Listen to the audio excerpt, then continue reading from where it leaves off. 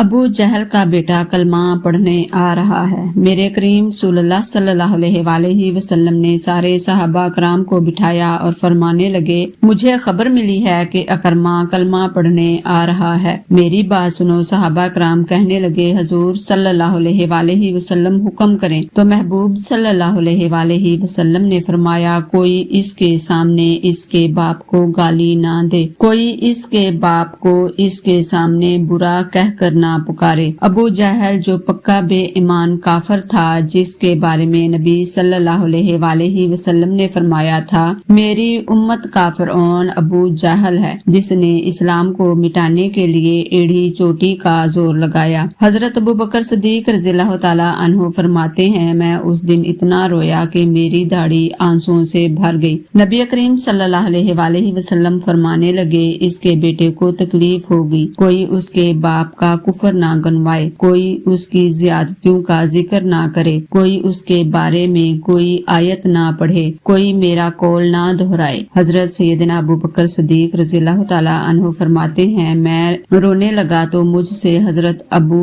دردہ کہنے لگے، آپ کیوں رو رہے ہیں؟ تو میں نے کہا، میں رو رہا ہوں محبوب کی رحمت للعالمین پہ، کہ محبوب جے کس کے استقبال کی تیاریاں کرا رہے ہیں، جس نے ساری زندگی تکلیف دی۔ نبی کریم صلی اللہ علیہ وسلم اتنے کریم تھے اور ہم لوگوں کی کوئی نہ کوئی کوتاہی تلاش کرتے رہتے ہیں۔ ہمارا وتیرہ بن گیا ہے کہ کسی کی 99 خوبیاں ہیں لوگوں کی، وہ چھپ جاتی ہیں، پر ایک خامی ساری دنیا دیکھ لیتی ہے۔ یہ ہمارے اندر کی وہ کمزوری ہے جس نے ہمارے علماء، مشائخ اور بزرگوں تک کو معاشرے کے اندر بدنام کر دیا ہے۔ اللہ تعالی ہم سب کو نبی صلی اللہ علیہ وسلم کے طریقے پر چلنے کی توفیق عطا فرمائے، آمین۔